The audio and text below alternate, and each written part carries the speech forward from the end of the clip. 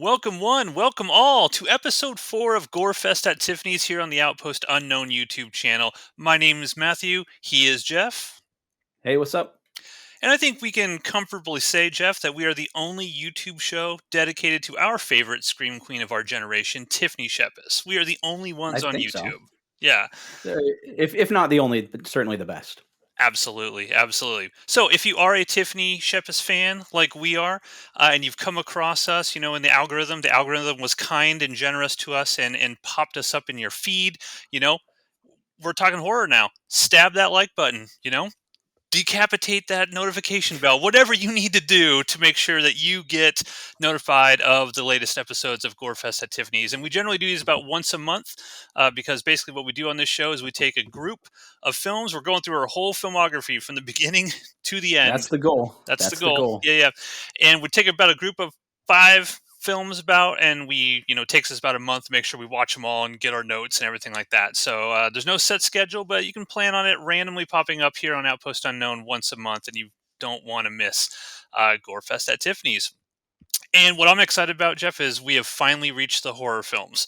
So Yeah. when we started this thing, well, for the new listeners out there, Jeff, pitch them the first 3 episodes, what we did, and why they should go listen to those. Oh, absolutely. So, what I love about Gorefest at Tiffany's is not only do we look at the Tiffany Shepis films that we like, obviously we're fans, but then also the things that like the discussions that branch out from them, because each one of them has sort of a theme or a topic to it. So, episode one, and they go in chronological order more or less through Tiffany's career. So episode one was an examination of trauma films because she was in some of these trauma films when she was first getting started. And the interesting thing that flows out of that is the trauma aesthetic, the trauma sense of humor. How does that play? Does that still hold up all these years later? Times have changed. I've changed. You've changed. Does that still hold up? So that was an interesting thing to examine.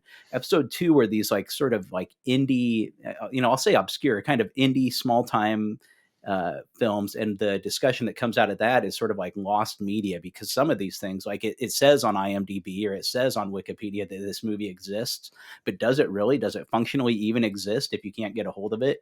Maybe there's a musty copy sitting in some dude's closet, and that's literally the only thing, only artifact of this film that exists. So that's an interesting topic. Yeah.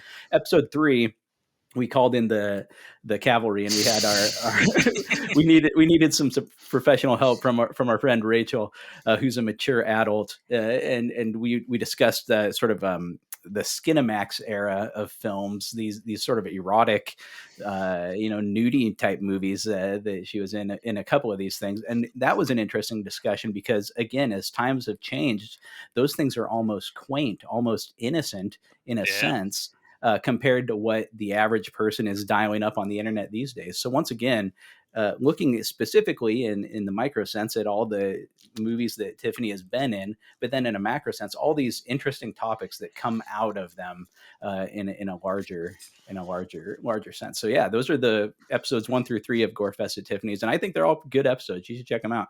And Matt does a great job editing in clips and making them visually appealing as well. Hey, when we started the show, I was like, I don't want this just be us talking. Like, I want to put in some effort, time, and energy, and show clips for people. Maybe get people excited to see some of these things that maybe they've never heard of or been able to see. And I've been reaching out to directors of these films, trying to get these films, because as you know, it's been difficult just to identify and find some of these things. And we have a director that reached out to me today for one of the films that we're going to talk to, gave me some background information on Ms. Shepis and Bloody Murder 2, which will be really cool, that I'll mention. But yeah, I think that this is fun. What's really exciting about this particular episode is this is kind of like when we started first seeing Tiffany Shepis and becoming aware of her, because she started being in like all of these films back to back. It just seemed like every time we go to the video store and pull off a VHS or something, because yes, kids, we had to go to video stores and get VHS tapes. The customer wants to know where a movie is. You've got to be prepared to tell him what section it's in. Sure. Okay, for example, if I were to say Turner and Hooch, what would you say? Comedy. Close. We've got a special section for dog pictures. It seemed like she was in everything. You just started seeing her pop up in every one of these films. And when we discuss the films that we're going to talk about today, I distinctly say, I don't remember them in detail, but I remember like bits and pieces like, oh yeah, I have seen this. Whether it was Bloody Murder 2, I knew I have seen that because I remember the cover of it. So, and things of that nature. But, this is where we're going to probably start fanboying out a little bit, possibly, as we go into these next few episodes, because we're talking about what made us fans of Tiffany Shepis in the first place, which was the horror film. So I'm excited for that, for sure. Yeah. Couple things, though. 2 pieces of news I wanted to drop. And I apologize. I was completely in the dark about this podcast. I didn't even know this podcast was a thing. Casualty Friday. I just found out about this like literally a couple weeks ago because we had done our last episode, and I don't know if I was on Facebook or something, but I think I saw Tiffany Shepis like promoting it or something like, hey, check out Casualty Friday. Our first episode goes up now. And what I didn't realize is this was actually a podcast from, I wrote down June of 2019 to June of 2021, which was part of Fangoria's podcast network back in the day. It's Tiffany Shepis, Kane Hodder, and Felissa Rose. And they sort of talk about various topics in the horror genre, projects they've worked on, things that have gone wrong, crazy things that happen. So you had actually listened to this podcast before, correct? Mm-hmm. Yeah. They're good at it. I mean, A, you got to have a good title, and Casualty Friday is a good title, and then B, also they're good at it. I mean, I would assume that maybe being an actor also kind of translates to being a good talker. So yeah. I feel a little bad for Kane Hodder because I've been listening to these as I work because I have a job that allows me to just kind of like catch up on these. I was listening to all the old ones. Kane Hodder feels like Felissa Rose and Tiffany Shepis are personalities. Like they are big personalities, and they are very energetic. And I feel like sometimes poor Kane Hodder is just trying to keep up. Get a word in edgewise as these 2 lovely ladies are just jumping on him, right, and whatnot. But funny thing about Kane Hodder, and I did want to mention this because I will splice a clip because I do think this is kind of fun. Because if you are a Tiffany Shepis fan and you have been listening to Casualty Fridays, and they restarted it just 2 weeks ago, so if you had listened to it in the past, like Jeff, and then you're like, oh wow, it stopped in 2021, it is back, and it's every Friday, so you can go. I checked it out on Spotify, so I'm sure it's wherever you can get your podcasts these days. But Kane Hodder, do you remember the interesting interaction that we had with Kane Hodder? Do you remember? Yeah. Okay. Do you want to describe that? You want to set that up, what that was? Well, is this the Barn Harder, or is this a different one? The Barn Harder. So you made a film that took place in a barn, and you had a drinking game or a drink associated with that, like a promotional tie-in. Like you go to Taco Bell and you get the promotional tie-in when the new movie's out. So you created a drink called the Barn Harder, which is disgusting. It was like some sort of opaque cream liquor or something. I can't remember, milk or something. It's horrible. Our friend Jeremy created it. It's basically malt liqueur, brown sugar garnished with a gummy worm or something. It's terrible. The whole thing was for our film Outpost Doom, which you starred in. We filmed way back in 2008, and we went around to various conventions, and in order to pitch and sell, we created the drinking game. So every time you see the barn owl, because we filmed it in a barn and there were barn swallows everywhere, so we had to get a garden defense owl to stick in there while we were filming, just so the birds weren't flying around hitting us. But we were at a convention, and we decided to do what with Mr. Hodder? Well, you ply him with alcohol. No, you go up and say, Mr. Hodder, big fan of your work. We're filmmakers ourselves. Would you like to try this drink that we've created based on our own film? And he's a good sport. I think he drank the Barn Harder, didn't he? He did, yes. All right, explain what you're holding here. This is the Barn Harder, the official drink of Outpost Doom. This is true. The Dead Lantern guys. It's a combination of Kahlua, Captain Morgan spiced rum, sawdust, also known as brown sugar, garnished with a gummy worm tentacle that has been speared by a tiny pirate. So, now, what are your predictions? Do you think Mr. Hodder's going to like this drink? Upon tasting it myself, I think he will actually enjoy it. Awesome. The drink with a worm in it, so it's kind of funny. Cool. You're about to drink the Barn Harder, the official drink of Outpost Doom. What do we drop the worm in? Seems like we should. Yep. Yeah, I think that's a good idea, actually. Drop the worm in, and you gotta pound it. Whenever you're ready. We've got to do it together, don't we? Do it together. And then you got to give us your honest reaction of what it tastes like. Do you like it or don't like it? Really? Really? Yeah. Your honest opinion. I can't imagine it's ready? Go. Is this drink Kane Hodder approved? I'd have to say yes. I actually like it. Yeah! Woo! And I would tell you if I didn't. Sweet. A bartender friend of ours is actually who came up with the drink. So it's not bad. The setup was like, will Kane Hodder like it? Number one, will he even do it? Well, I mean, two randos at a horror convention. This was I mean, you could see him being like, "No, I'm not going to drink." Yeah, he tried to roofie me or something. Like, what are you doing here? And Kane Hodder is a very imposing man. Like, you don't want to make him mad by any means.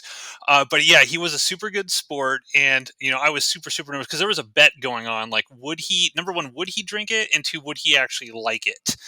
Because our good friend Jeremy's like, it's delicious, it's fantastic, everyone liked it. He created this thing. So Kane Hodder, he probably doesn't remember. But I wonder about that. Like, he's a big star, and we're just like fanboys walking around the convention. And I'm sure every convention they have some sort of situation like that. I wonder which ones stick out to a celebrity's mind. So if Mr. Hodder ever watches this episode, and hey, we're going to be at conventions coming up this year at some point in time. So if you run into us, we'll be more than happy to give you another Barn Harder since it was so delicious for you. And the other piece of news I wanted to mention, and I mentioned this because this is in our very general vicinity, is Tiffany Shepis is going to be a guest at the Colorado Festival of Horror, September 13th through 15th in Denver, I believe, Denver, Colorado. And I'm going to try to make this convention because we live in a state that shares a border with Colorado, right? Nebraska. Mm-hmm. So, but I'm going to try to make it to this convention up in Denver. We'll see. So that's kind of like the news stuff that's coming up. But let's roll into this. Now, before we get into the horror films, we're going to talk about Ted Bundy, Death Factory. Let's see here, Scarecrow, and then Bloody Murder 2, Closing Camp. However, as I was doing some research on this, and I'm constantly like scouring YouTube and trying to find different things that aren't on the iMDb that Tiffany Shepis may have been in, I found this upload of this show called Sci-Fi Buzz from 1997. And Sci-Fi Buzz was a half-hour show on the Sci-Fi Channel back when it was SCI-FI. Here's what's next. This week, the buzz descends on Dragon Con. It's a real scream. Those were the days. That's how old we are, everyone. It didn't used to be SYFY. It used to be. I remember it was a big deal when it changed to SYFY. We're like, what? What is that all about? But this was a 30-minute sort of show that covered. It started in 1992. That covered all sorts of movies, people, and events that intersected with science fiction and horror. And so there is one on YouTube that somebody uploaded. It took place at Dragon Con in Atlanta in Georgia in 1997. And this episode has a number of different segments in it. There's one cool one on Rondo Hatton, kind of explaining who Rondo Hatton was and kind of like the monster actor that didn't need makeup and his various films, which is kind of cool. There's a segment on Doug Bradley as Pinhead on it. William Shatner shows up for a segment. All kinds of interesting stuff on there. I'll link all of this in the show notes so you can check it out. But Tiffany Shepis is there, and Tiffany Shepis is there with Brink Stevens, and they have this little sort of horror scream queen segment. Now, did you get a chance to watch this at all? Yeah, I did. I thought it was great. They even have a beauty pageant for aliens. So we're going to check this all out. Oh, they even have scream queens, too. Give them a sample. I could do that. I'm going to learn to do that along with you. But first, a story about a guy who's made a lot of people scream throughout his career, Rondo Hatton. Mike Jarek back in Atlanta at Dragon Con. I can't get enough of the Scream Queens, but you know that after 5 years of the show, right? Tiffany Shepis is here. Hi, Tiffany. How are you? And Brink Stevens, of course. Now, some fans from North Carolina are here at Dragon Con, and they want to learn how to become Scream, queens and kings. Yeah, so go ahead and give them a sample then. Yeah, you know. Bravo. Is the sound man alive? Is the sound man, there's blood dripping from his ears. Okay, Brink. Get it deep, deep into your lungs and let it out. It's like, Okay, North Carolina people, squeeze together, and on 3, give us the scream. 1, 2, 3. Okay, Siskel and Ebert, come on in here. I'd say A-. Yeah, I liked it. I really, really did like it. They had this, barbed wire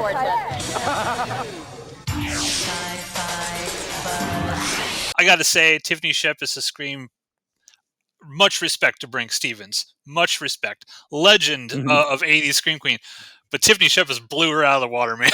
It was like blood-curdlingly loud. So that was kind of cool. It was just one of those neat little things that, you wouldn't know about unless you just sat there and were going through dozens it might be my age, but I'm super nostalgic for this exact thing, like what this is depicting, the point in time in history that this is depicting. I'm super nostalgic for, so it was a lot of fun. Yeah. So this would have been 97, so this would have been Trauma time. So she was probably there promoting Trauma. Lloyd Kaufman's probably running around in the background somewhere in that video. But that was kind of cool. And as I was going through it, just another random thing, I didn't put this on the actual segment or the graphic that you did because I just recently found it. There was another show called Zen Box Forte. And this was a public, it had to have been a public access show because it's this dude in a cape. He looks a little weird. I'm not gonna lie. Kind of a weird dude. He's in a cape. He's got like Mr. Spock eyebrows, and he's wandering around. What is it? The Big Apple Comic Con, and he eventually interviews Tiffany Shepis while there. So she's one of these people that he's interviewing for this program. And it's cut and it's put together and stuff. So I'm like, what would this have been on? I'm like, it had to be public access. Like, because I mean, we always used to flirt with we should do a public access TV show, like do something. Yeah. Those were a thing back then. But he interviews Tiffany, and what's great is that trauma mindset, always be hustling. So she's on Zen Box Forte, his little public access program, and she's like, you got to check out this segment I did on the sci-fi, the sci-fi buzz show. It was awesome. It's the whole Scream Queen sort of thing. Jeff, I got a question to ask you. What's that? Sci-Fi Channel. Oh my God, I almost forgot to tell you. Sci-Fi Network. They did a big piece on me and Brink Stevens when we were in Atlanta for the Atlanta Dragon Con. Have you been there? No, I missed that one. It's pretty cool. It's not bad. I mean, Atlanta's but Slice was pretty cool. But they did a big piece on us talking about screaming and what it's like to be a scream queen, quote unquote, so called. And it's about 20 minutes on there. It's pretty cool. You guys should check that out. Definitely. Right. They air it, maybe once every few weeks or so. I will look for it. Did you see my E thing? No, tell me. Entertainment Channel. Tell me that one. They did a big thing on me when I was in France for the film festival for Cannes. I told you my 2 movies premiered there, and I had about an hour and a half on the E Network, which airs at least once a month. It's called Sex on the Riviera. You got to check that out. It's very, very cool. You get to see me trying all different types of lingerie. Always fun. Always fun. So, a hot channel, huh? Hot channel. No, I'll definitely have to check that out. Well, I'll do that. All righty. Well, thank you. Thank you, baby. Bye. It's cool going down the rabbit hole of this kind of YouTube stuff and just finding weird stuff. Because I don't know if she even knows the stuff's up. I mean, I don't know if many people know, but if you dig around, you'd be surprised what people upload. That's it. That's all I got for that stuff. Kind of interesting. Let's roll into the horror. We're going to start with a doozy. We're going to start with Ted Bundy, 2002, directed by Matthew Bright. This is on Tubi. So anyone who is...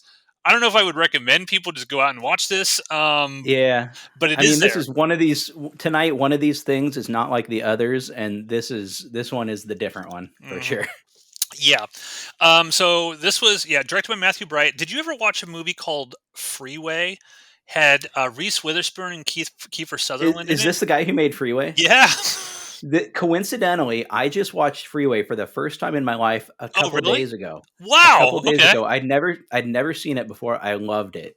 Okay. I thought it was incredible. Same dude. Yeah, Freeway's a cool movie. Wow. Same dude made this. So I don't know what happened to him because I did look him up on iMDb, and he had like one other thing after this movie, and I think his last credit is 2004. So I don't know what happened to Matthew Bright. I don't know. Maybe this kind of killed his career. I don't know. I could see it. But well, let's talk a little bit about we could save the conversation for, what we think of this film, because I think there is an interesting thing to discuss regarding the film, whether we liked it or Yeah. not. But just in terms of, Yeah. I think you mentioned in the chat room, like, is there anything worthwhile to even watch in something like this? Because Yeah. definitely not entertaining. I wouldn't call it entertaining. But Right. who does Tiffany play in this? She plays a character named Gavlar. Kind of set up what her role is in this film. So I assume, and I'm not a expert on the Ted Bundy story, but I think this movie by and large is sort of following like the facts of what happened in real life, and Tiffany portrays this character who actually gets away, one of the few people to be sort of abducted or tried to captured by Ted Bundy. Because his MO was to sort of like capture a young woman, act like he needed help. Hey, my car's got a flat. Can you come help me? And he was a good looking guy, charming enough. And so people they didn't feel threatened or afraid of him. So they'd go off with him. Then he'd snatch him, take him off and do, you don't even want to think about what he did. But Tiffany Shepis portrays this character who I think is a character, not a character, a person in real life who managed to get away from him. He was driving off with her in the car. It seemed like she was going up the river, but found a way to get away and run away and survived the encounter. And that's who Tiffany Shepis portrays. Yeah, and this takes place in the 70s, and she plays like, it looks like your classic hippie type character. She's got like long hair, which is kind of interesting because I think in most everything we've seen her in, she's got short hair. I don't know if it was a wig or what, but she's got long hair. She's got like the flower dress on and everything like that. And yeah, what's interesting, it's a small part. She's probably in it maybe 5 minutes, and then she kind of shows up later on when they're doing a police lineup, and she's the one that IDs him. And they arrest him that at that moment. What's kind of cool about this role, because I don't think there's a lot of cool roles in this is literally she of all the roles she could have been cast in this movie, she literally got the best one she could. Absolutely. Because like you're rooting for this character. You're like, come on, this is like the one moment of catharsis in the whole thing. It's like because it would have been really easy, like, oh yeah, you're just gonna be one of these girls that gets smacked over the head and these horrible things happen to him. So it is cool actually getting to see her sort of project kind of like strength when every other woman in this entire movie doesn't seem to have any agency or strength at all. They're all victims, but she's not. What's kind of interesting and a little maybe disturbing to me is I was just, combing YouTube for interviews, because a lot of these old films, I'm like, well, she's been to a million horror conventions. Surely there's videos of her talking about these early movies and stuff. And apparently the actor who was playing Ted Bundy was like method through the film. Wow. Yeah, like he was actually like, getting pretty aggressive with the actresses and things of that nature. And the way it was kind of portrayed, I'm not going to go into super detail about it, but it was like the way she's pissed off in that scene and stuff, that's because she was pissed off in that scene. Like, and so, and it's like, it comes across real because it apparently was real. I don't think she was very happy in the moment acting in that wise, but is there a discussion that you would like to bring up in with regards to this movie? I would say it's kind of a harrowing, brutal movie. This isn't absolutely. There's been recent. So didn't Zac Efron just do a Ted Bundy movie and stuff like this? I don't know. Maybe this isn't the first time that Ted Bundy has been portrayed, but I felt this was very mean spirited. This is just a nasty movie. Like, and I can't hardly put myself in the shoes of like the actor who's portraying this guy and going method for Jesus, step beyond. But like, who would even want to take on this role? It's obviously I love horror movies, and I don't mind a true crime movie, and I don't mind but something about this is just so. I guess the character, not the character, the person Ted Bundy is just so despicable. The crimes this person committed and the way he went about it, just the prolific nature of it all. It's just so utterly despicable. And the movie's not really teaching us anything that we couldn't learn or glean from reading a nonfiction news report of what happened. if we felt like we wanted to know more about it. Like, I just don't understand like the point of it. And art is art. You can make whatever movie you want to make. I would never tell anyone they couldn't, but I just don't really understand the subject matter is so despicable. This is real. It all happened in real life to real people. And I just don't quite know how I feel about it. It's really, harrowing, mean. I don't know what anybody would get out of watching this. Now, that said, as far as the construction of it, the acting, the way everything looks, I mean, it looks like a real movie. It's treated pretty. The one thing where I think it kind of showed its ass a little bit, all the respect in the world to Tom Savini, but when he shows up, that's kind of like letting the mask slip a little bit. Like, I'm not watching a serious art piece about this harrowing subject matter. I'm watching Tom Savini's in the movie. Like, okay, it's like a detective, right? I think he's interviewing. Yeah. So that was the one thing that kind of like made me feel, strangely enough, like that's one of the things that kind of pushed me over the edge to just really not liking this. It just made me feel gross watching this movie, and I don't quite understand. I'd be interested to hear from anyone out there who's like, yeah, here's why I think this maybe is worth.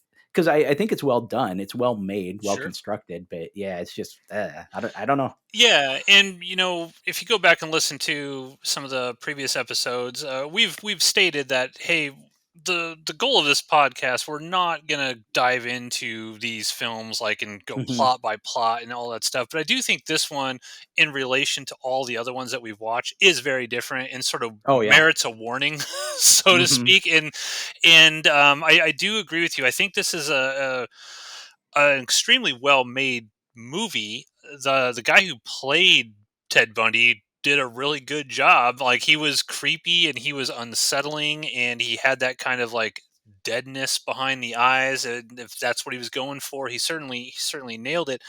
But to your point, as I was watching this, I think you can get to a point where you can certainly make a movie about a real life thing. One film that I guess I wouldn't recommend people run out and watch, but there was a film called The Girl Next Door. It was based on a Jack Ketchum novel. Deals with very similar sorts of things, just really despicable, horrible acts done to another human being. But I look at that film, and that film sort of has it's not really it's not glorifying. It doesn't come across like it's glorifying what's happening here. And there's a moment at the end of Ted Bundy where, and it might not have been Matthew Bright's intention to glorify any of this stuff, but it almost is like it comes across like you try to feel sympathy for him or something, because he's in the electric chair and he's like, oh, don't kill me, and he's all scared and stuff. And I understand from a creative perspective, well, he probably was, and I want to capture that. But it's a delicate balance where you can try to do that, but you also have to make sure that your audience doesn't sort of take that the wrong way if that's not your intention. And to me, it just felt very let's rinse and repeat. Let's show all these brutalizations and things to women, and then kind of this weird. Am I supposed to feel sympathetic for him at the end of this? Because it's weird and uncomfortable. This is just, if you watch this one, go into it knowing that it's heavy. It's much heavier than the stuff we're watching now. This isn't like a typical... Take a moment to think about who's in the room with you. Don't just pop this on, with your with your significant other on movie night or something. Yeah. So not a whole lot more. I mean, again, we thought Tiffany Shepis was great in it, and I'm glad that she was not one of the people that was, sort of, I don't want to say exploited, but just one of the victims of Ted Bundy. It was cool that she got to get away and do that. But let's talk about Death Factory 2002, directed by Brady Sykes. This is also on Tubi. Brain Damage Films put this out. Now, way back in the day, do you remember getting lots of screeners from Brain Damage Films back in the day? Oh yeah. Them and Chemical Burn Entertainment. Yeah. All that stuff. Back in the day, we used to have a very successful podcast back in the day, and we would get screeners of this kind of stuff. All that's probably where I first saw Death Factory, honestly. Probably. I recognize this is one of those ones I recognize the cover much more than anything about the movie itself. Yes. And speaking of that, let me read this real quick. So I had reached out to Tiffany about just some general information about some of these movies, and she said that what was her quote here? This is the worst movie with the most re-releases of all time. So this movie just keeps coming out. Well, I feel like she's given me permission then to say what I really think about it. Yeah, I mean, and here's the thing, like, to everybody out there, we're not going to try to dog on all the filmmakers on all these movies or anything like that. Like, we have been in local films, and I'm a filmmaker. I made plenty of bad movies. You can see many of them on Outpost Unknown, going all the way back to 1999, or high school crap that we put up together. So, but sometimes it's going to be kind of unavoidable, just in terms of like letting you know what to get into here. And I have a few comments here. But Tiffany plays Alexa. What's Death Factory all about, Jeff? Do you remember? So Death Factory is, I don't know where you like to go hang out when you're trying to, make out with your girlfriend, but these guys love to go to a rusty barbed wire junkyard is where they like to go. Do you see that? That building over there. It's just some old factory. We should check it out. This is one of those movies, someone else coined this term, like this phrase, this is a we had access to movie. And in this case, we had access to a junkyard and a factory. Like when you made Outpost Doom, we had access to a barn. Right? So we wrote the whole script around that. We had access to a movie theater, so we made the grand. In this case, these people had access to a junkyard and a factory. So they're like, well, I guess what can we do with a junkyard and a factory? We'll go to this factory and we'll kind of walk around, and maybe there's a monster in there. So there's just some teens. They're trying to party. They got a boombox and a 6-pack. I've never like gone and partied. Like, here's my boombox and here's my 6-pack. I'm gonna go now commence partying. Enough of this spooky shit. Look, y'all, we got music and we got beer, so let's party. Woo! Sounds like a plan. That's my girl. In these movies, the teens are always going out to party. So they're gonna go party. They go to this factory. There's a monster walking around. Yep. And the monster is Tiffany Shepis. And she said that she only took this movie because she wanted to play the killer. They didn't want her to be the monster in it. But she said, no, I'm not doing it unless I can be the monster. So I think, is this the first time we've ever seen her as like a monster, right? I don't think we've seen her in anything else. This is the first. At least in the timeline that we've been doing, it is. Yes.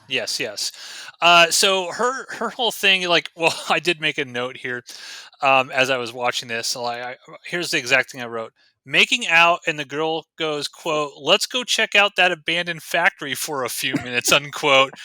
Dude just wants to get out of this factory, and this chick wants to explore every room before deciding to bang him. And that's a whole thing. They wander around this factory, and I get it. As a low-budget filmmaker, it looks cool. You want to get as much production value as possible. Yeah.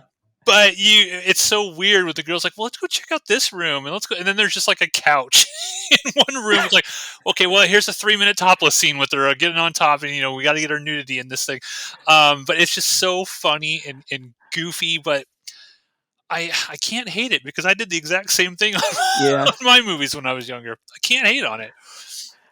I was looking when I was reading about this movie. I went on to, I think I have this memory of going on the Wikipedia, just, wikipedia.org, and finding Death Factory. And someone just put the most elaborate, lovingly crafted description of what happens in this movie in detail. And I'm interested in who that person was Amazing and why they felt compelled to do so. But it was really great. If you could, find everything that happens in this movie by looking the elaborate Wikipedia article for sure. Yeah.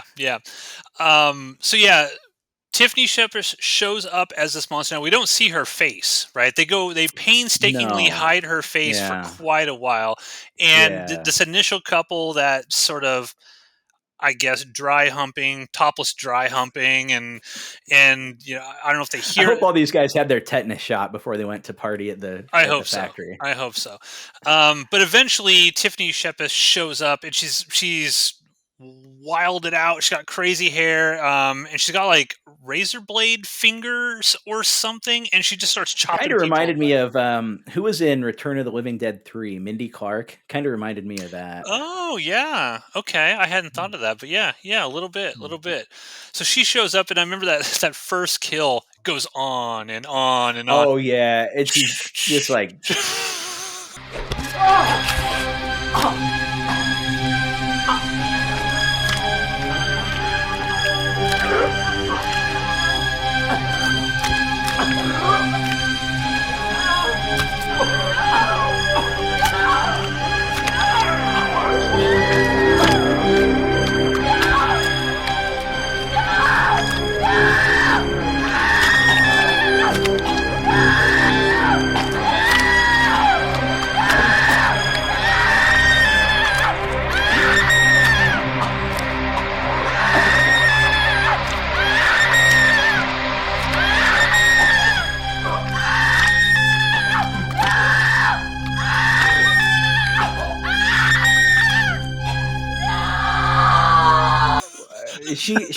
She earned her keep in this movie because she's just like covered in blood the whole time, and like having to just gargle this fake blood the whole.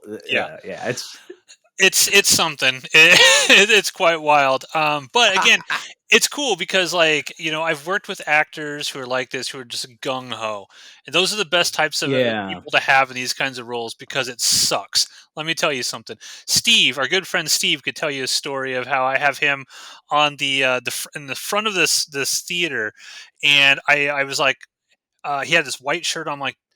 I told the person, just dump the whole gallon of blood on him. I dumped the whole gallon of blood all over him, and I'm getting all my shots and my angles, just like this director probably did, taking forever. And the blood, which is Caro corn syrup, because that's what Bruce Campbell said they use in their Evil Dead, right? Caro corn syrup and food dye.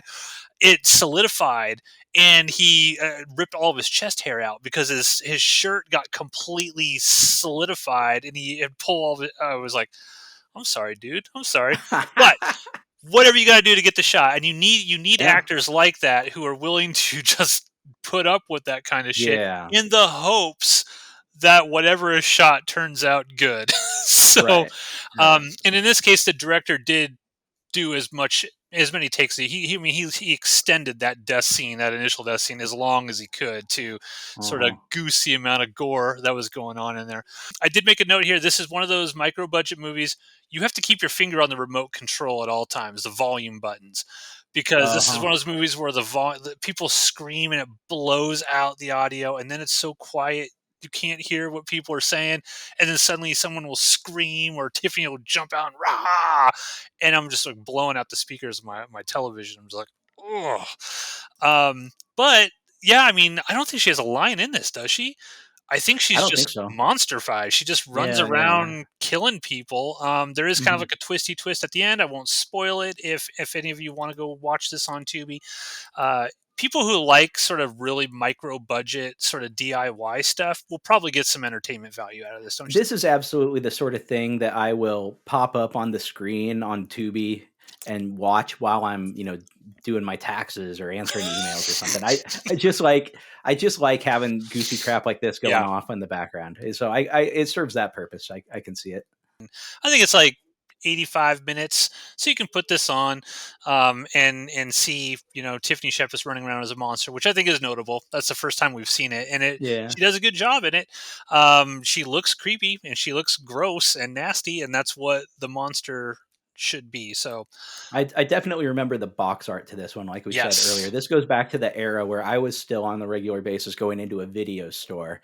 And now we still, of course, have movie posters, right? And we see ads for movies. We walk by the theater and they have posters up, or you're on Rotten Tomatoes. And there's key art associated with movies still, just like there always has been. But a box art is sort of like less of a thing nowadays, as we're buying less physical media, most of us. And so like the tactile thing of a box sitting there, and I remember seeing that movie on the shelf at Hastings Video or something. It's just something that's gone away. But as far as this era of films goes, it's something that just has continued to stick with me years and years later. True. Do you feel that Tubi has become the new video store? Because I will often find myself just Mhm. browsing Tubi and looking at the cover art of whatever's on there. I'm like, oh, what is this? And Absolutely. clicking on it. So I think maybe I it's just evolved at Tubi. I browse, yeah, I just pull up the thing, usually go to the horror genre myself, sometimes actions, whatever, and just click through. And just like being a kid in the video store, I still have decision paralysis where I'll browse for, Yeah. you know, 15 minutes before I even come close to choosing anything. Yeah. Yeah. The thing that's better now is you don't have to pay for it. Now Yeah. Tubi's free. So Tubi's great. Tubi is amazing.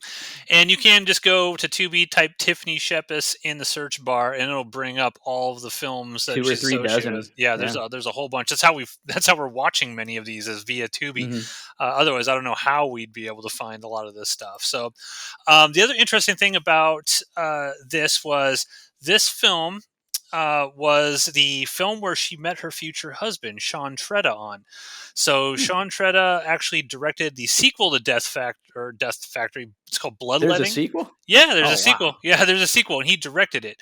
It's called Okay. Bloodletting, which is also on Tubi, I believe. Okay, well, I know what I'm doing after Yeah, this. she was not in that one though. I think I saw a YouTube interview. I've been watching a lot of interviews lately, but I think she mentioned, and I could be slightly mistaken on the details, but I think she mentioned that they kind of came to her the second time around, like, "Hey, you want to do this movie? You get no pay. You're going to be as uncomfortable as you were the first time, and all that stuff." And she was like, "Nah, nah, no." Because I think by that point, like, she's a working actress. Like, Right. I mean, I can be choosy about the roles I pick now, not just going into every little thing. So, Death Factory. Check that out on Tubi if you want to see Tiffany Shepis be a cool razor-fingered monster chopping people to shreds. Pretty cool, pretty fun.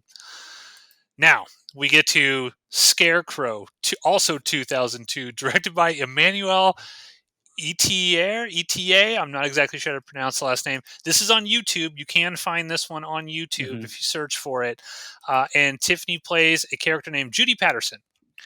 I should mention that she does not die in Ted Bundy. We mentioned that. She does not die in Death Factory, and she does not die in this movie either. So far, because I'm like, wow, I'm having fun, like, building the Tiffany Shepis death reel. Like, man, Right. she ain't dying in any of these movies, Jeff. we just got a couple movies. It's one of those things, like, you just assume it's true. Like, people Yeah. assume that Texas Chainsaw is so bloody, but then actually, when you get down and examine it, it's Maybe not. Maybe the death reel for Tiffany Shepis will be very, very small. But we're still early in Yeah. her career. I'm hopeful that the movies coming up will get some more kills. So Scarecrow. What's this one all about, Jeff? This is wild. Well, there's some there's like some nerdy, awkward teenager played by a Lester? 47-year-old man. Yeah, Lester Warwick. And like I'm getting old. I'm going bald. You can see maybe I'm starting to go bald. So this teenager in high school is like, he's got a bald spot. He's 52. This really looks really old. He's just having a hard time. Nobody takes him seriously. He can't really not having a lot of luck with girls, getting bullied, picked on. And eventually, now I incurred massive psychic damage to myself the other weekend because I watched all 4 of these like back to back to back in one evening. So things are starting to run together to me. But long story short, Lester gets killed somehow, and a scarecrow possesses him. Or he becomes a clearance rack Freddy Krueger dressed up like a scarecrow. Yes, total Freddy Krueger voice. Total Freddy Krueger voice. How's that for a pop quiz, bitch? Yeah. So Lester has a crush on Tiffany Shepis, because who wouldn't? Honestly, I mean, who doesn't? Yeah. He's got a crush on her. You're not like the other girls around here. Not made up. Yeah, thanks, I think. You don't have to. You have your own glow. Whatever. Well, I'll see you later. And she's actually being very nice to him, and she's got kind of like this Mhm. bitchy friend who is one of the people who's picking on him and bullying him and whatnot.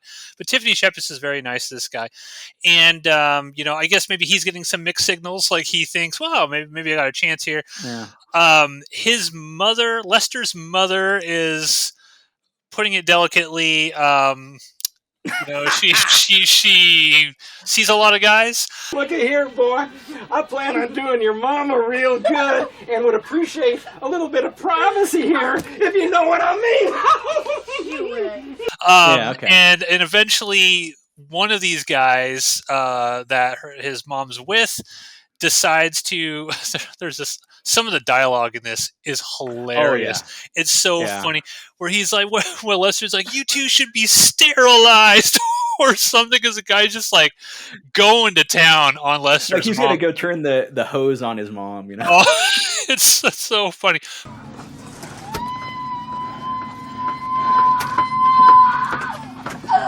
What are you doing here? There ain't nothing for you to see here, son. I ain't your son, and this one's barely my mother. People like you should be fixed.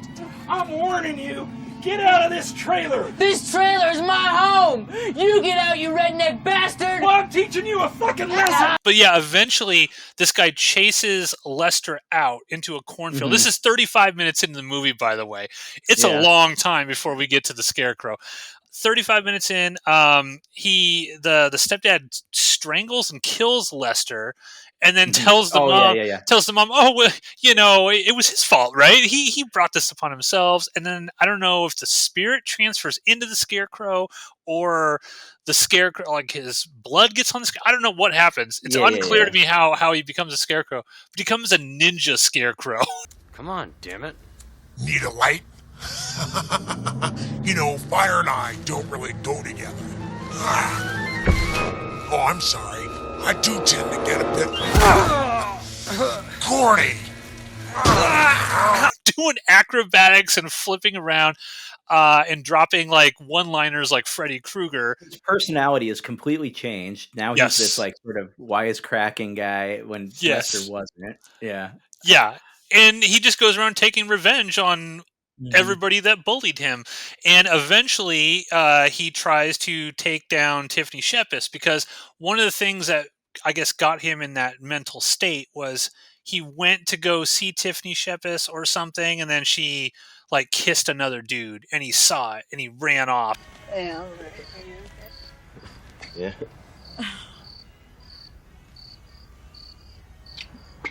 What's wrong? I kind of don't like you. Why not? Lester? Lester, wait! Run, Lester, Scarecrow, wait! run! Shut up, asshole! Lester!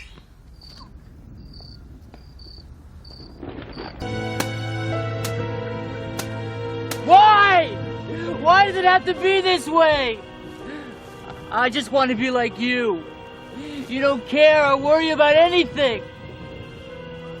Nothing seems to bother you, does it? Why does it have to be this way? Tell me what it's like to not feel pain. Yeah. And that's what got him back to his trailer and saw his mom banging the dude who is, I mean, I don't know if that guy, one of these actors is the director. I don't know if it was that guy with the mom or another one, but I did read like the director is this person. And I was like, surely it's not that guy. Surely it's not that guy. It's super goofy and over the top. They're not, it's not to be taken seriously at all. Right. But he's mad at Tiffany Shepis because he believes that it's ultimately her fault that he's now this amazing ninja Scarecrow that no one can kill. And so he goes after her. And then ultimately, you know, and spoiler alert here, ultimately she kind of like runs him down with a car and then like lights him on fire. And the Scarecrow's dead. Lester's gone. But there's a twist. Do you remember what the twist was at the very end of the movie? God, no. Lester's spirit's now inside Tiffany Shepis. Very nice. Do you have a name for this piece? It's called The Screams of a Jock About to Die. Very interesting.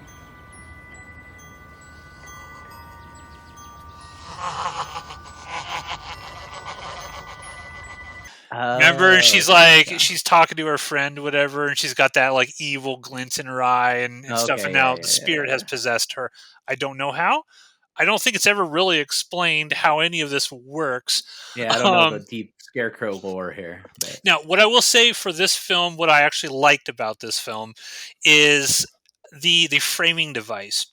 So I went back and I read a lot of reviews on this movie because people are just tearing it to shreds. And they're like, this is the most ridiculous. The characters are so over the top. If you watch it, the beginning of this movie are these three guys sitting in a cornfield and they're telling the story of the Scarecrow. So they have that opening sequence when the Scarecrow stabs the dude with that big giant tube or whatever.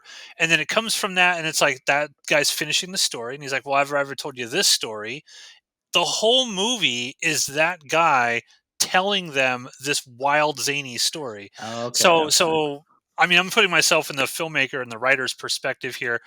Maybe the reason why this was so goofy and over the top is because, DJ, right? When he tells a story, the exaggeration factor is wild. So I don't know if they really pulled that off or connected it to an audience, but that's how I felt when I was watching it. Okay. Does that, I mean, did you see something like that? There might be something to, no, yeah, I can see what you're saying now that you say that. Yeah.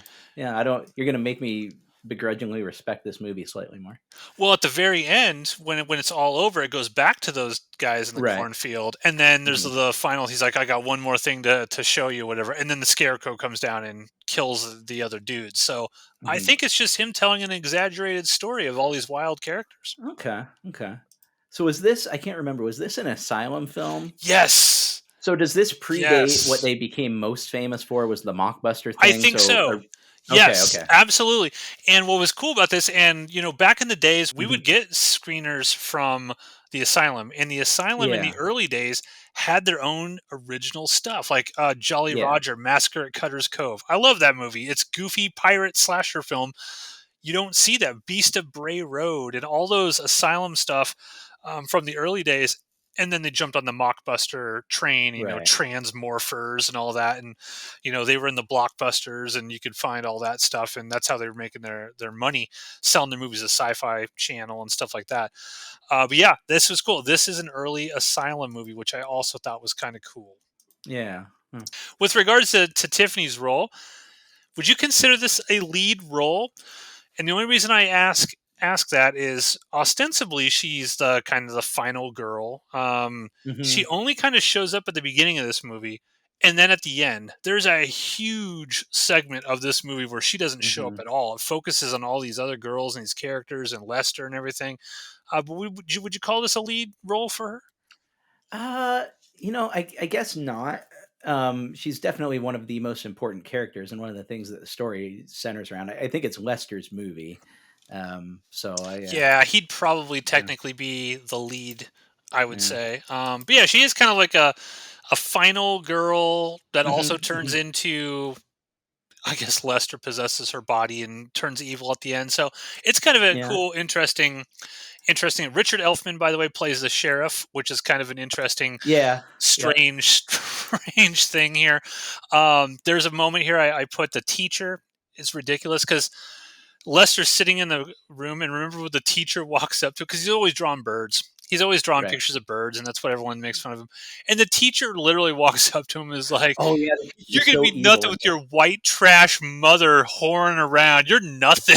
You're going to be nothing in life. You're like, wow, you couldn't get away with that stuff now. If I were you, Mr. Dwarvick, I'd start paying attention in class. Because I can guarantee that with a mother so promiscuous, and living in a white trash mobile home will not get you very far. Did you not hear the bell ring? Oh, I just wanted to apologize for not paying Why attention. the hell are you talking to me? Look, they don't pay me enough money to put up with you brats during the regular school hours, let alone after the bell rings. Oh, this one must have fallen headfirst off the birthing table when their inbred mother popped her out. Nowadays, for sure. So here's some other funny stuff I found on this. I think this came from iMDB trivia. The bonus feature on the DVD should be mentioned. The director, who is a Frenchman, does an impromptu version of rap music. He admits he enjoys not having executives around on set so he can screw his wife while working, and gives a quote to live by: "Life is a bitch, but it has a great ass." I've never heard that before. That's There a you good one. go. So that's allegedly from the director Emmanuel Etier. I guess is how you pronounce his name if he's a Frenchman. I do not have the DVD of this, so I could not find. Yeah, I the watched it on DVD extra. YouTube, which was So, like 4 through. You know, as a matter of fact, other than Ted Bundy, I think the other 3 movies, at least the versions that I watched, they were all 4:3 this time. yeah, Is yeah, that true? Yeah, absolutely yeah, right. Yeah, so. all the ones I watched were also 4:3 for sure. Mhm. Interesting thing that's a connection back to our full moon Fridays when Lester is drawing his birds. That's Richard Band's Puppet Master music.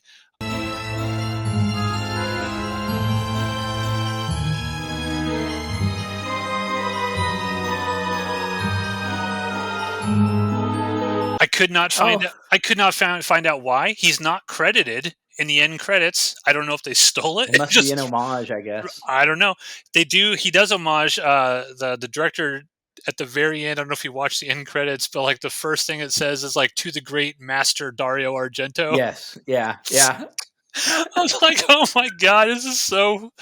It's so funny. It's so funny. Here's a couple other tidbits allegedly from IMDb. Again, I'll just we know it's LionDB, but they're fun. We'll go ahead and say it. Production was almost shut down when a drunk homeless man raged onto the set and threatened to kill everyone. He was saying that he was a Holyfield and that the crew were sinners, with our monster in the Scarecrow stand that looked like Christ's cross. After a short but bloody fight, the director called up 2 friends who worked in the security and secured the crew and cast safely. So that allegedly happened. Another day was almost shut down when the lead actor, Lester, was falling into a coma because of diabetic problems, which he didn't tell the production company about. They had to call the police, which was good for another reason. The locals of a trailer park didn't appreciate the presence of the movie crew filming there. After the police came by, they were quiet. So this sounds like a wild production. Fantastic. And this, I'm sort of getting all this back to, going back to Embrace the Darkness's Kung Fu style. Be careful. Shit, Chamberlain? Fuck that dude up like, whoa, whoa, yeah, my kung fu style, bitch. Tiffany fights the Scarecrow and at the 1 hour, 12-minute mark pulls out her Kung Fu style from Embrace the Darkness. Who's next? Yeah, my kung fu style, bitch. So I did put that in there. I did notice that in there. She starts doing some ninja moves. So maybe that'll be a thing, a running theme where she always puts in a little ninja kung fu action throughout these various fight scenes that she does. So that's Scarecrow. Your overall thoughts on Tiffany in this and Scarecrow in general? The movie again is kind of fun for a variety of reasons, none of which have to do with it being a good movie. But Tiffany in it once again is just operating at a level above most of the rest of what's going on around her in the production. So that's fun to see. And also, I mean, there's laughs to be had here. It's not a good movie by any means, but you can laugh at this. There's some good bits. I wrote down this moment where the guy's out in the cornfield and he's trying to hook up with his girlfriend, and she's like, "No, I don't want to." And he's like, "I can't stop now. Look at my huge cock." Look, Greg, I don't feel good about this. Oh, come on. I'm feeling all crazy and hot and sticky. Look, come on. Just give me a little. Stop it, Greg. Oh, I can't stop now. Look at my huge cock. Ew, that's gross. I mean, there's stuff in this that if you had a group of friends just sitting there watching this, you would laugh and you would have a drinking game. Yeah. So this is definitely something you should watch with friends around in that kind of good fun setting. So with that, we're going to move into Bloody Murder 2 Closing Camp 2003, directed by Richard Sparrow, which is also on Tubi. But you and I did decide to watch the first Bloody Murder. I didn't want to be lost. I didn't want to not understand what was going on in Bloody Murder 2 Closing Camp. And when I saw that Bloody Murder 1 was indeed available on Tubi, I was like, well, I got to do my prep, my homework. And so I watched Bloody Murder 1, which I don't remember much about at this point, but other than it was less good than Bloody Murder 2. I don't know did the same people make both of these?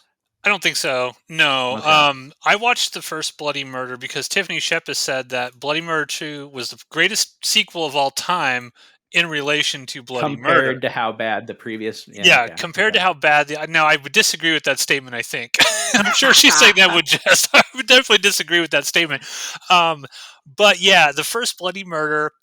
well, it's exactly the one thing I do remember is that it's like exactly the plot of Friday the 13th. Like, right? Yeah, like Camp Placid in a Pines. way that I don't know how you don't get sued for doing this.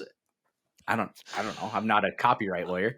Yeah, I mean, I'm sure. I mean, did this make any money at all? I mean, what are you going? You're going to spend more attorney fees. You can't get blood from a stone. Like they say. But Tiffany Shepis is not in the first Bloody Murder. We just watched it so that we would have the full experience of the franchise. I wanted to know what was going on. Yeah, we need to know how the origins of Trevor Morehouse, that amazing horror icon Trevor Morehouse.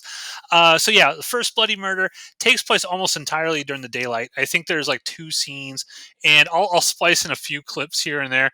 It's ridiculous. I mean, it's one of those movies that's clearly not good.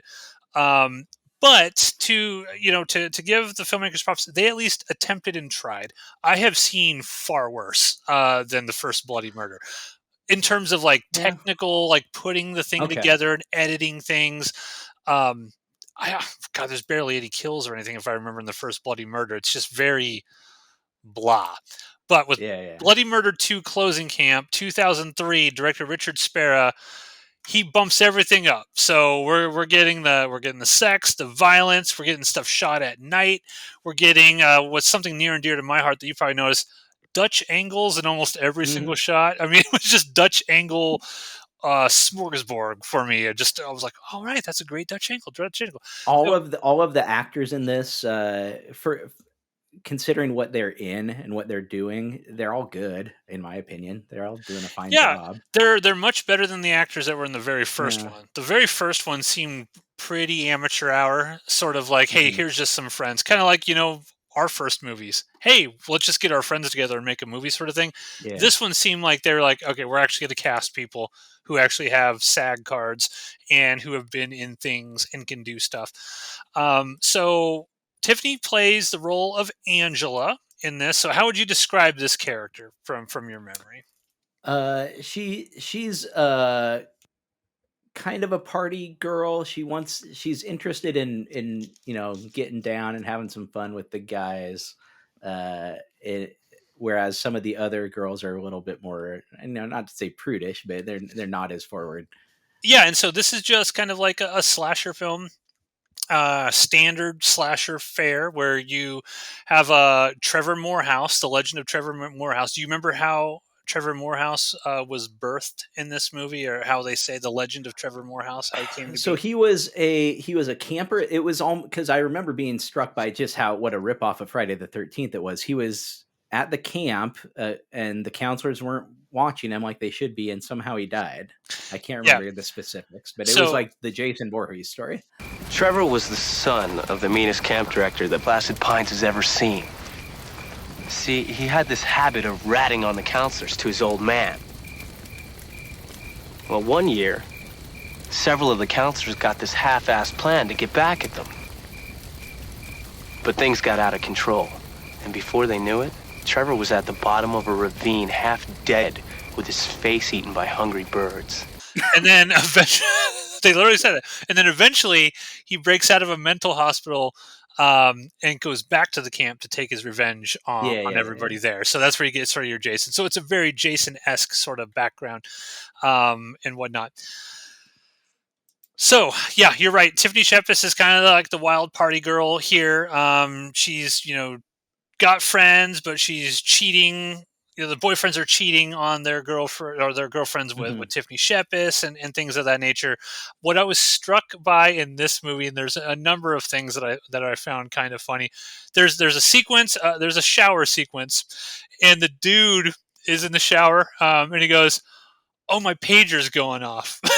And like Tiffany Shepis, at some point she goes like, "Well, you're not going to leave, are you?" He's like, "I gotta check my pager." Oh, shit, it's my pager. Ignore it. I can't. No.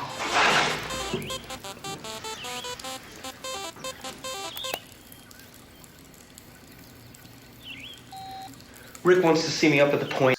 Yeah, and Come they on. previously portrayed this guy to not be like the most responsible person. He sort of doesn't care about what the boss says, except in this moment, he super does. It's so funny because I'm just like, nobody would do that in this situation. No one's gonna be like, my pager's going off. I'm at this camp. I gotta go check my It's pager. funny too to the technology of a pager is funny. I remember a job I had years and years ago. I had to carry a pager and like what that's like compared to it's such an artifact. Yeah, and I mean there'd be young people now who'd be like, "What the hell is that? What are you even talking about? What's a pager?" Wait a minute. You said that Rick paged Ryan and told him to meet him at the obstacle course right before he disappeared, right? Yeah. Well, and Rick said that Ryan paged him to tell him he was leaving. So our pagers hold up to 50 incoming and outgoing messages in the memory, right? Yeah. Right, so all we have to do is compare Rick's pager to Ryan and Mike's, and we should be able to narrow down the killer. Well, all we have to do is find Ryan's pager and get a look at Rick's pager without him knowing. How the hell do we do that? You know, which is kind of you're right. It's an interesting artifact from this film. So I did reach out to the director, Richard Spera. I hope I pronounced his last name correctly, and he gave me some background details on this film, which I'm very grateful for.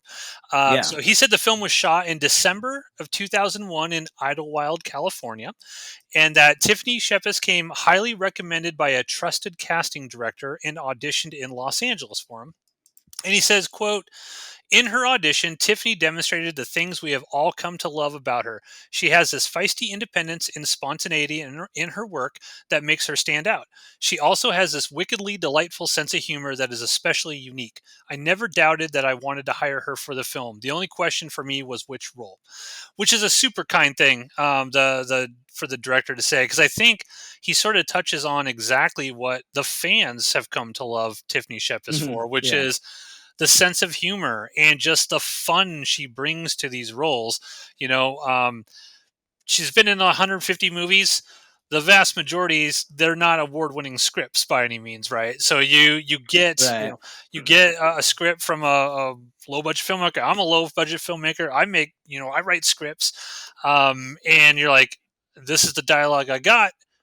I got to do the best. I do the best I can with what I got, and to be able to like rise above what's sort of like maybe I'm not going to say like the bad writing that's in front of you, but the stuff that maybe is not as good as it could be, to be able to rise above that, I think is a testament to how good she is. And I will say that every director I've talked to so far doing this show, no one has ever said a bad thing about her. They all love her on set, which is really, really cool. The other thing he mentioned was the biggest challenge. I was like, well, what was like the big challenges on set? I love when you watch these like low budget, micro budget movies, the crazy stories of how they were made. And he said the biggest challenge with this film was that it takes place in August, hence the subtitle Closing Camp. However, on the first day of shooting, when we all stepped out of our cabins, we were greeted by a blizzard. By call time, we were up in California. Yeah. Wow. They were probably maybe up in the mountains. Okay, sure. Idlewild. So by call time, we were up to our knees in snow that continued on and off throughout the shoot. It placed great strains on all cast and crew as we attempted to mitigate the circumstances and tried to make California's frozen and snowy mountains look like a hot summer day in August. Which is, I don't even remember snow in it anywhere. Do you remember ever seeing snow? Not at all. So they did a great job. I mean, if it was there, they hit it really, really well. Tiffany greeted the challenge with great optimism and never let it impact her work negatively. She brought a great sense of humor to the process, and because of her, we had a great time and made a fun film. And then he also stated that Tiffany did not struggle with any of the material and is, quote, one of those actors with a joy for the work and nothing about it is ever difficult. She brings such a positive attitude to the process and welcomes all circumstances, unquote. And then his favorite memory of Tiffany Shepis, and this is the director, says, quote, mostly I remember her delightful laugh. It is incredibly contagious, and she kept all of us laughing along with her, unquote. And I think you if you go listen to Casualty Friday, you will hear that laugh because her, Felissa Rose, and Kane Hodder are constantly laughing the entire time through. It's pretty great. The last thing he said was Quote, even that early in her career, she was a total professional and she brought such a wealth of courage and dedication to the job. As a director in those challenging conditions, I knew I could always rely on Tiffany as a positive force. She really made a difference. I am just disappointed I did not have another chance to work with her. But who knows what the future will bring. So thank you again to Richard Spera for taking the time to answer these questions and say all these nice things about Tiffany Shepis. I think, we could echo just as fans watching it. That seems like what would come out. That's what comes out on screen, in my opinion. Yeah. The other thing, do you remember how she dies in this movie? Because she does die. So teeing this up for the death reel here. I'll post it now.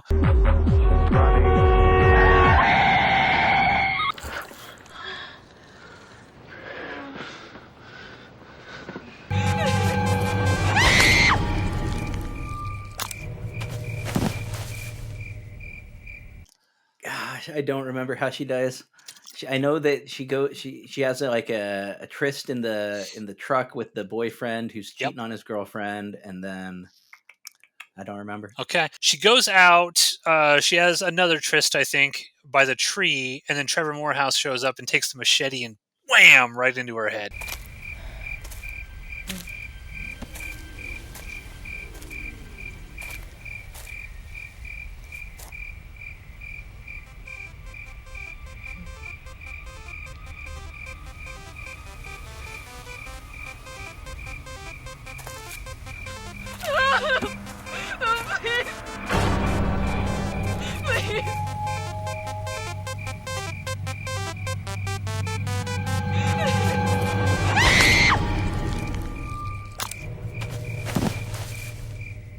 Oh yeah. Remember that? Yep. Boom, into her head. So we finally get a Tiffany Shepis death scene in this. I mean, we've seen a couple. We saw her get hit by a car off camera. We saw her kind of get bit by a vampire in a way we can't really see. This is the first death scene on GOREFEST at Tiffany's I can actually show.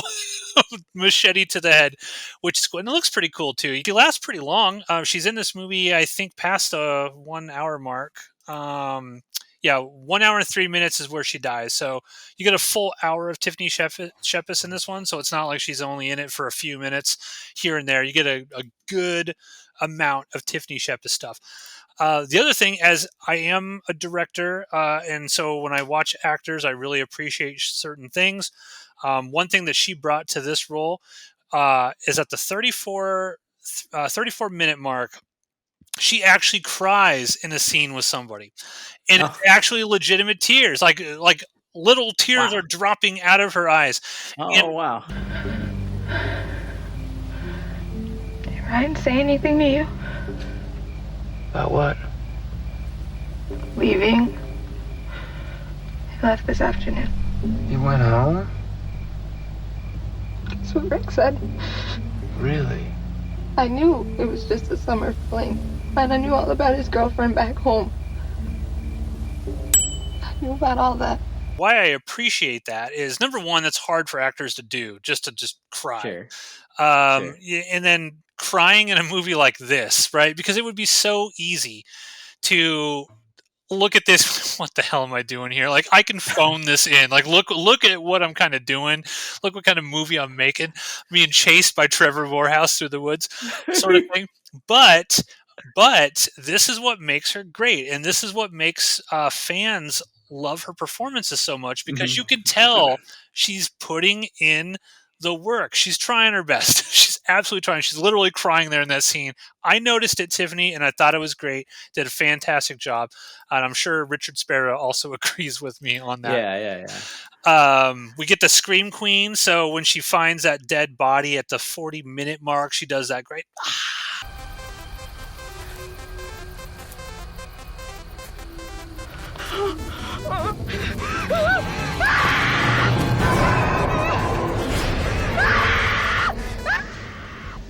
That's Angela.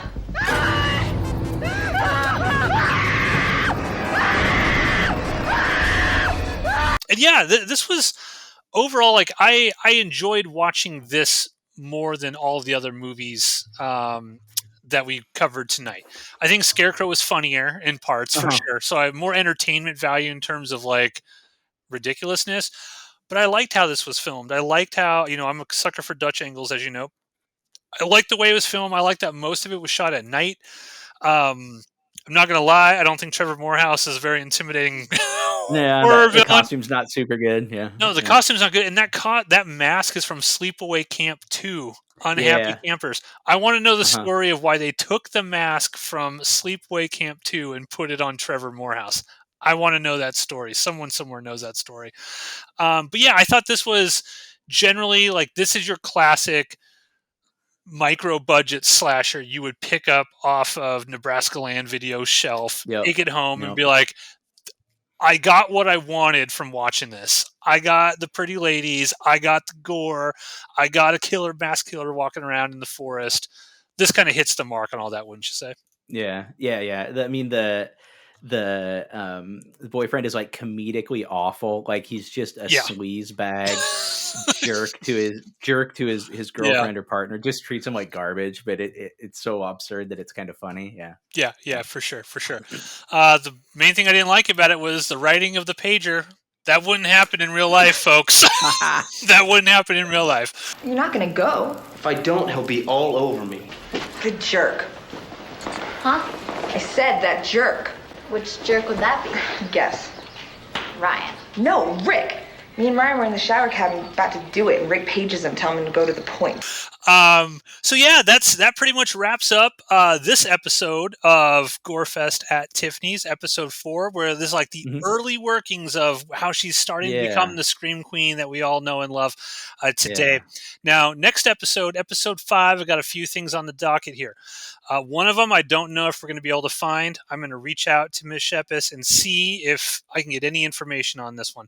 But we're going to talk Delta Delta Die, which is a film I remember watching back in the day. I think Julie Strain's in that, if I remember correctly. Great title, memorable title. Yeah, Delta Delta Die. A film called The Ghouls, a film called Detour. The Hazing is next up, which I love, and I think you really love The Hazing. We're going to talk about The Hazing. Now we're talking. Then a film called The Deviants, and then there is a short film called All for Money starring her and Billy Drago. I cannot. Oh no! I cannot find it.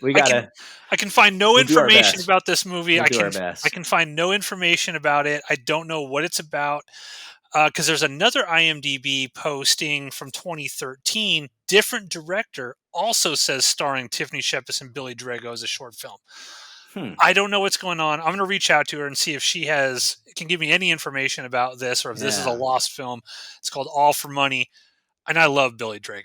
Billy Drago for sure. So with that, Jeff, take us out. Like tell the kids out there what they need to be doing to get this show. You need to hit that like, you need to hit the subscribe, ring the bell, all that stuff. Get your tetanus shot if you're going to go hang out at the scary barbed wire factory, because you never know what's in there, but it's definitely going to cut you up. For sure. See you, everybody.